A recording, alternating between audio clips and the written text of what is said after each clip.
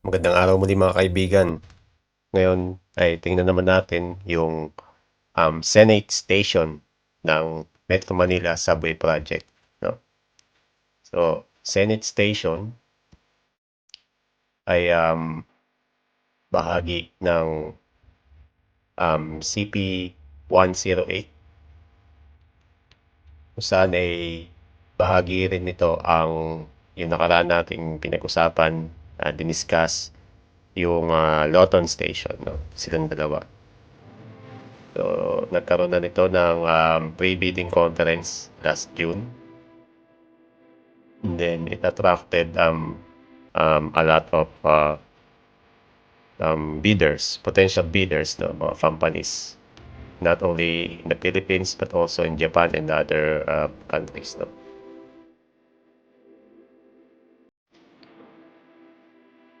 Then, yung location niya, so tingnan natin dito sa mapa. So, I'm using Google Earth Pro now. So, yung kanyang location. Makita natin, ito yung NAIA. Yung NAIA International Airport. Then, ang kanyang location ay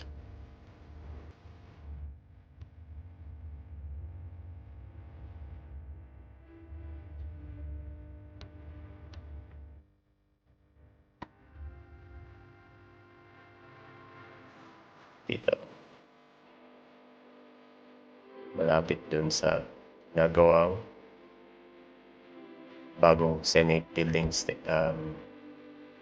bagong Senate building. No? So, dito ang kanyang location.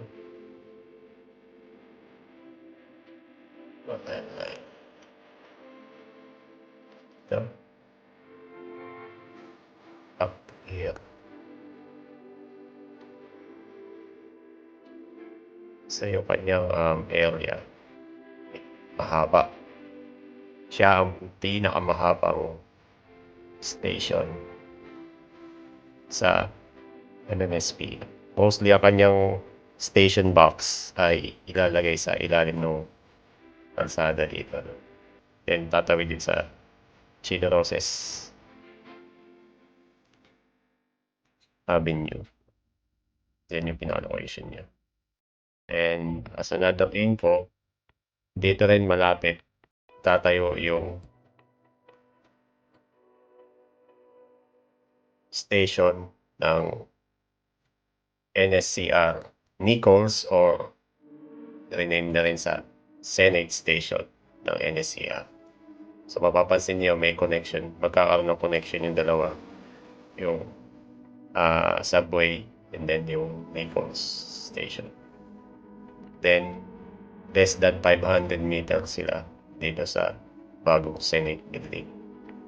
Yung location nila.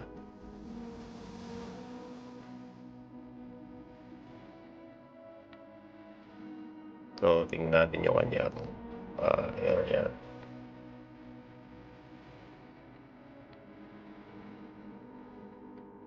Ito yung magiging area niya. Mahaba siya. Wala din sa point na to. All the way. Dito madadaanan yung location ng bagong Senate building. Tatawid dito sa Chino Roses. Then after dito sa area na ito. So ito mga government property. Then BCDA property. Kasi nga napakahirap ng sitwasyon ng right of way acquisition dyan sa Pilipinas.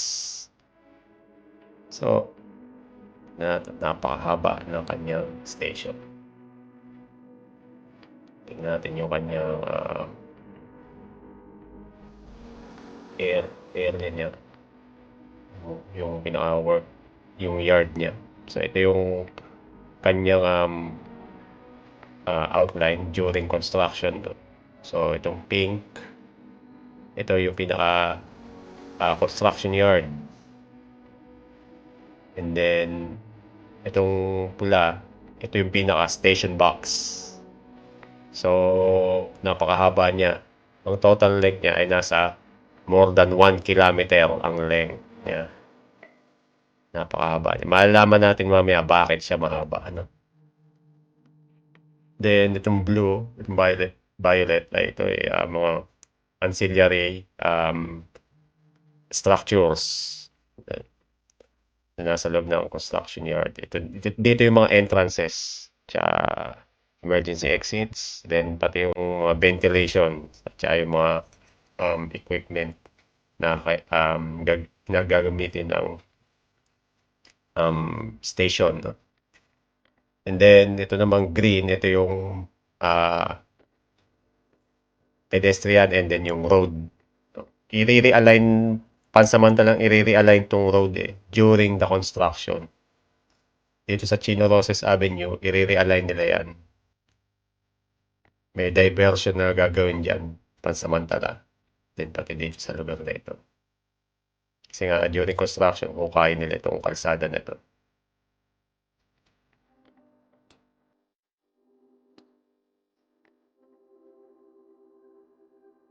Then ito yung kanyang during construction, ito yung gagawin nila doon sa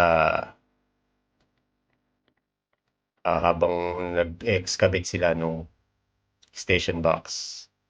So yun yung mga work platforms na yung kulay green. Then dito kaya din nila. Then ito dito yung Senate building. Mapapansin nyo, lapit lang yung proximity ng Senate building sa kanya. Then na natin yan na malapitan.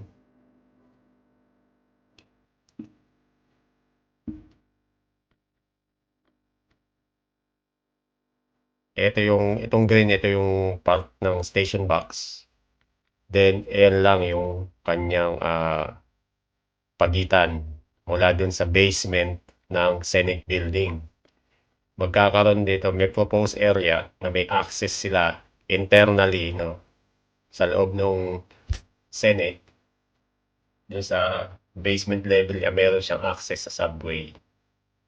So, convenient naman kasi hindi ka nalalabas ng station.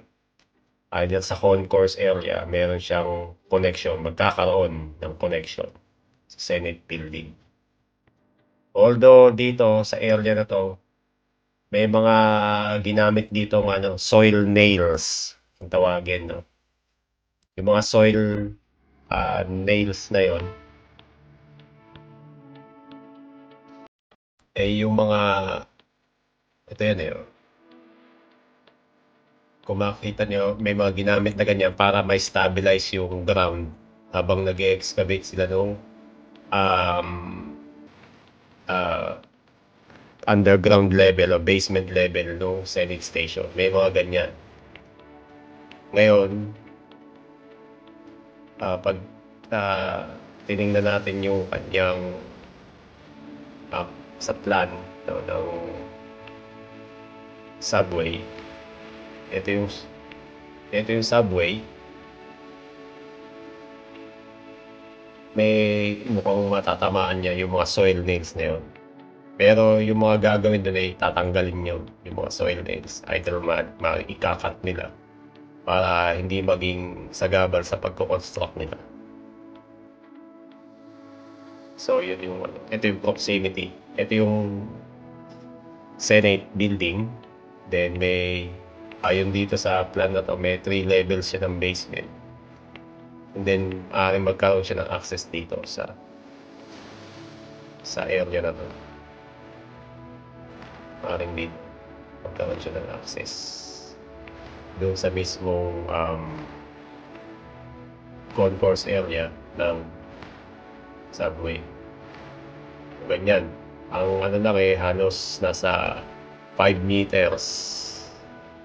5.2 meters yung pagitan ng dalawang structures. So yan yung isa sa mga tinitingnan din dyan. No? Malapit siya sa mismong Senate station. Then tingnan naman natin yung kanyang yung profile nitong station. So mapapansin nyo, ito yung kanyang top view, no? So mahaba yung kanyang length. So 650 meters. So kasi in millimeters yung ano niyan eh. So kaya 650,000. Pag i-convert mo sa meters, 650 meters plus 388.4 meters yung actual na station. Kaya mahaba yan kasi meron ditong rail switch. Hindi lang siya rail switch, kundi isa rin siya, mag-i-split din yung line dito para sa top and then bottom. Kasi yung bottom part, yun yung pupunta sa Terminal 3 sa airport sa NAIA. Yung up na platform, yun yung papunta dun sa FTI. So, diyan magkakaroon ng split yan sa area niya. So, dito, mula sa side by side na tunnel, yung magkakaroon ng split. And then, yung isang side niya, isang bahagi niya ay bababa. While yung isa ay dito, yung dalawa ay bababa. Then, yung another two lines ay dito sa taas pa rin. Titigil siya, no? Mamaya, tingnan natin yung kanyang line mamaya. No? So, ito yung pinaka-side profile. Makikita nyo, yan yung mga levels. Yung pinaka station box. And then, ito yung kanyang top view. Ayan yung mga entrances niya. Then, mga vents. Then, yung mga emergency exit niya.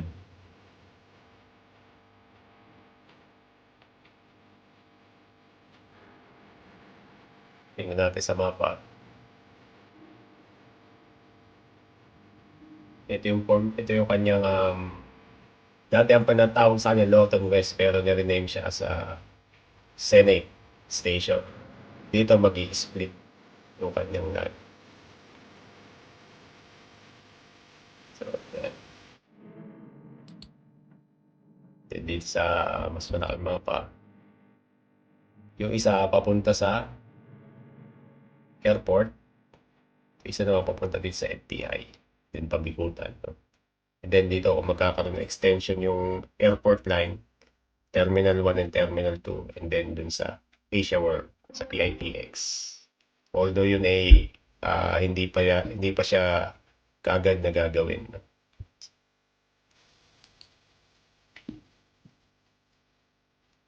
Ayan, tingnan natin yung kanyang mga levels, ano? Ito yung kanyang ground level. Yung nakita na rin natin kanina. So, dito yung Chino Roses Avenue. And dito meron din isang road dito. Itong road na to. Although di na ako rin gano'ng familiar dito sa lugar na to. No? Comment down below na lang sa mga alam, no? Then mga may familiar dito. Although ito, Chino Roses Avenue.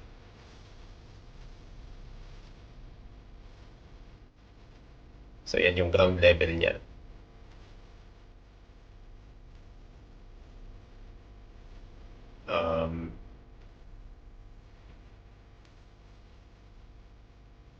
Ito naman yung kanyang concourse plus.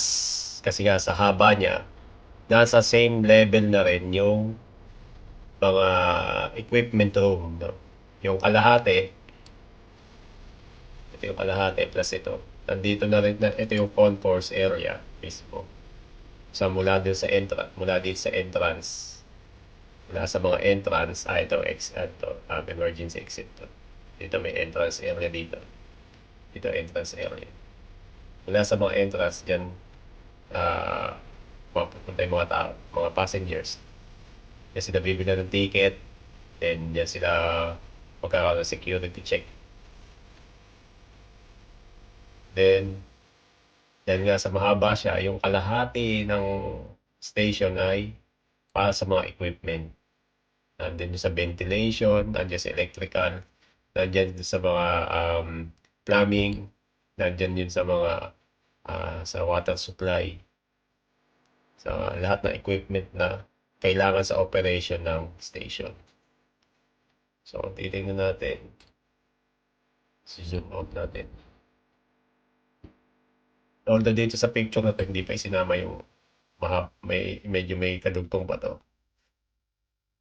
Kasama na yun sa rail switch sa lower level. No? Sa lower level. So, makikita nyo. Dahil nga, napakahaba ng station. 1,000 kilometers, halos nasa 1,000 meters. Mahigit 1,000 meters yung haba. O lagpas ng 1 kilometer yung haba itong station na to. Dahil nga, in-incorporate na sa kanya yung rail switch. No?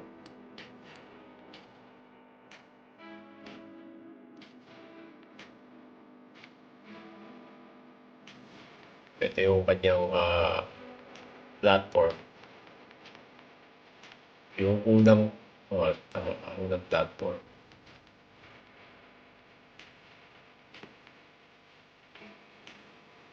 Ito yung unang platform. Yan yung unang platform kung saan ay yung papunta ng FTI dito. And then meron pa rin siyang isa pang level ng platform.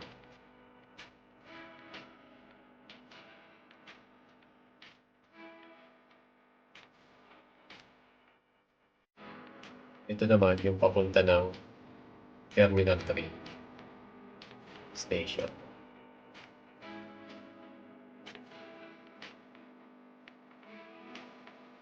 Siya mapupunta. So, kung sabihin natin na halimbawa ay galing kayo ng Kalamba dahil sa through service ng MMSP sa line ng NSCR. Kung gusto niyo pumunta ng Terminal 3, dito kayo sa Senate Station, titigil. Then magta-transfer kayo, bababa kayo ng isang level, dito kayo sasakay ng papuntang Terminal 3. Kung magkakaroon ng ganung service. Ano? Pero kailangan nyo sakyan yung subway line. Mula yung sa true service niya, mula Kalamba, then dito kayo titigil sa Senate Station, transfer, and then punta dun sa Terminal 3. So, ganun yung nakikita kong mangyayari dyan. Ngayon, tingnan natin yung profile ng station. Ito pala dapat. Yung pinaka-long section niya.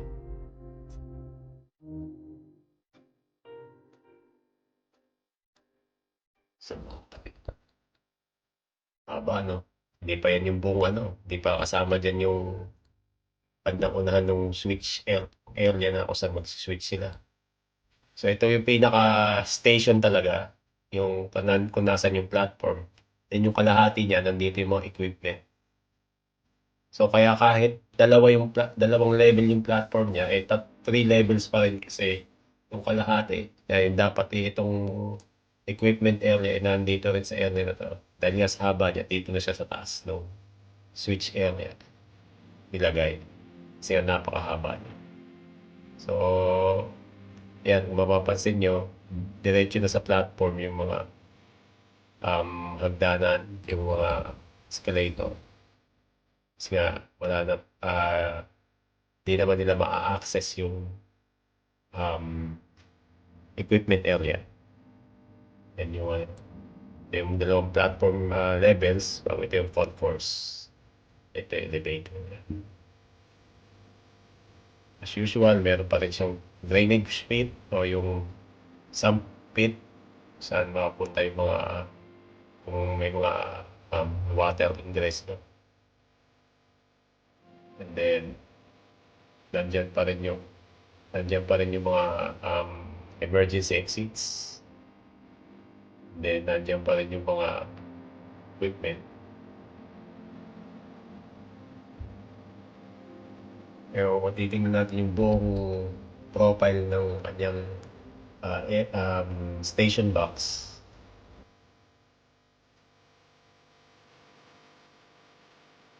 ito yun, mahaba. Mahaba siya. Kasi kasama pa yung pagbaba niya sa pagbaba ng pag-split ng mga riles. So, paano ba mangyayari yung switching dyan? So, sundan natin.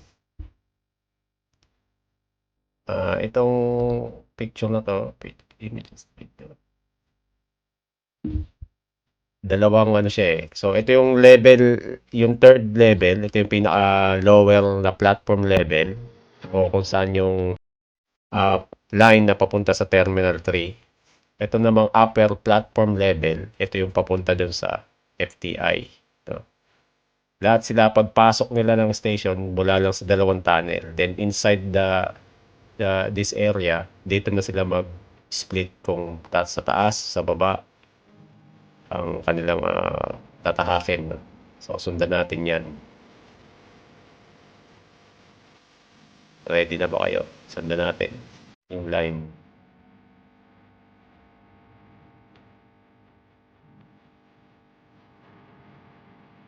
So, dito muna tayo sa upper level. Sa um, southward, papunta dun sa FTI.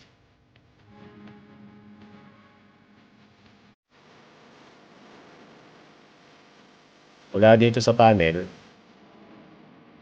mula dyan sa tunnel, ito yung northbound, papunta dun sa north. No? Siyempre, kaya northbound, papunta ng BGC, tsaka Lawton Station, papunta ng East Valenzuela, tsaka sa Lipo.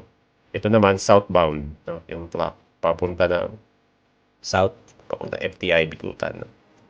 So dyan, pagpasok nila dun sa station box, mula dun sa tunnel, meron ditong switch. Ngayon, kung yung tren na sinasakyan nyo ay papunta ng FTI, ito yung susundan niyang line. Dito sa papunta sa gitna. No? Itong red, itong blue. Ngayon naman, itong violet. Ngayon naman, kung papunta siya sa Terminal 3, dito siya sa orange at sa blue. Bali, ito pala, pa southbound. So, dito siya sa orange. No? Kung pa northbound naman siya, galing siya sa Terminal 3, dito siya sa blue.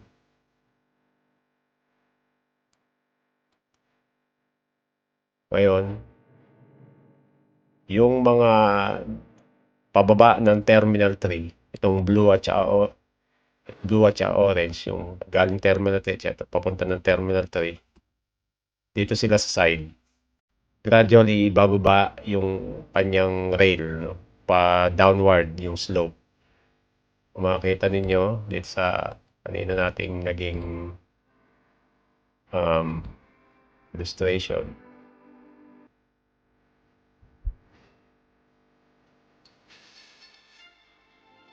Pababa. Yung mga nasa outside, nasa gilid na riles, pababa siya. Pababa siya dito. Mas slope siya. Kaya mahaba siya kasi yung gradient niya hindi pwedeng gradient o yung slope niya hindi pwedeng napakatarik kasi nga siyempre pag we will slip yung trend pag napakatarik. Sabi dito 2% yung gradient. Yung bababa siya dito. Tayo. So yung dalawa, yung northbound at southbound na galing at papuntang T3, dito siya. Kumbaga pababa na siya doon. So hindi na siya, wala na siya dito kasi bumaba na siya. Ngayon, ito namang papuntang FTI at galing ng FTI, tuloy-tuloy lang siya dito. Then meron ulit split dito para naman to sa storage or depot truck ang sinabi nila dito eh. Pero titingnan ko parang medyo maikli siya as storage. Ano, no? So, tingnan natin kung ano yung mangyayari dyan. And then, ito na yung platform ng papuntang FTI. So, gaya ng ibang mga station, kaya niya mag-accommodate ng 10-car train. Pero initially, 8 muna. 8-car train ang kanyang gamit. And then, palabas na or paano na dito papunta na dun sa mga tunnels. So, yan yung line papuntang FTI. So, i-atras lang natin para makita niyo yung kabuuan niya. Kaya ganyan siya. Yung red at saka blue. Then dito mag-merge. And then dun ulit sa kabila. Kaya sundan naman natin yung dito papunta sa Terminal 3. So, in essence, parehas lang siya. Parehas lang siya nitong area na to. Pero gradually bumaba siya, di ba? So, ito na yung continuation nung nasa baba na siya. So, itong dalawang ito. Itong blue, tsaka itong orange na to. Yung line na yan. Then, dire-diretso yan. Dito, meron siyang switch. Dito. Papunta dito sa storage truck. Pwede rin ito yung maging kanyang turn back, no? Yan yung storage truck niya. Ito, mahaba siya. So, talagang ito'y pwedeng dito muna itigil yung pinaka-trend niya. So, kung mapapansin nyo, ano siya, may wall siya. May wall divider siya dito. So, yan yun. And then, pabalik na siya, either pa northward or pa southward. Then, ito na yung pinaka-platform. And then, labas na, papunta na ng Terminal 3. So, yan yung line na papunta sa Terminal 3. So, tapos ulit natin para makita nyo ulit yung kanyang rail line dito. Then, dito magte-terminate yung kanyang storage truck. Yan yung dalawa paakyat na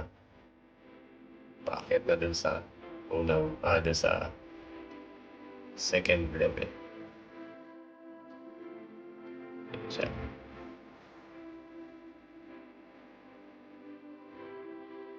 So, yan yung kabuuan ng rail line dyan sa Zenith Station. Kaya siya mahaba. Dahil dun sa tutusin, 650 meters yung area ng switch niya.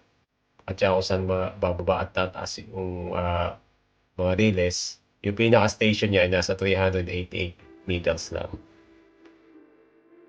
So, kaya kung bakit siya mahaba. No? Kaya siguradong napaka-daming gagawin dito sa station na to. O kaya hopefully ay masimulan na ito. No? Kasi nga siguradong matagal pa to bago matatapos. Okay. So, tingnan naman natin yung kanyang cross-section. So, ito yung cross-section niya. Kung mapapansin niya, ito nga yung katabi niya yung building ng Senate. Yung new Senate building.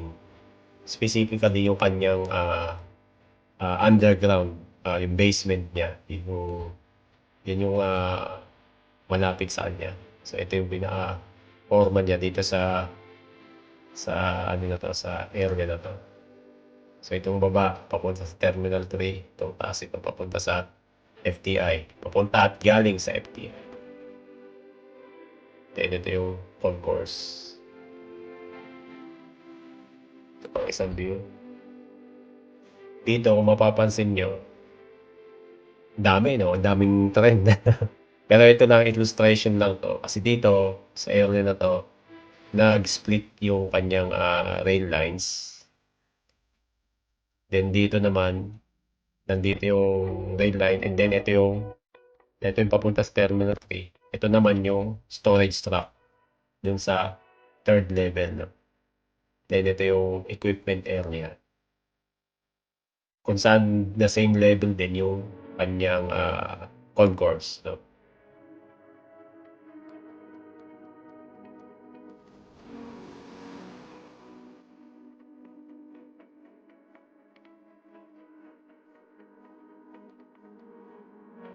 Then tingnan naman natin yung kanyang mga renders, no?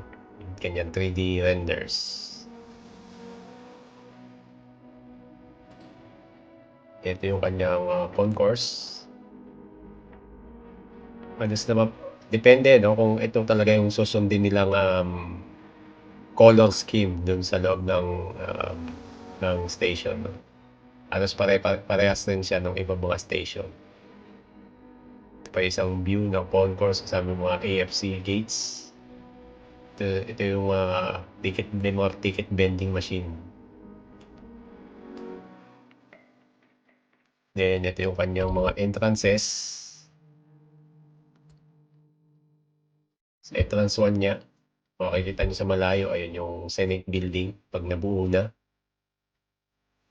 At the same time, kagaya ng ibang mga station, nakataas yung kanyang mga entrances para kung bumaha man, hindi siya papasukin ng tubig, no? And ito pa isang pangalawang entrance niya, yung Senate building sa background. Ayan yung kanyang itsura, no? Pataas pa rin yung kanyang entrance.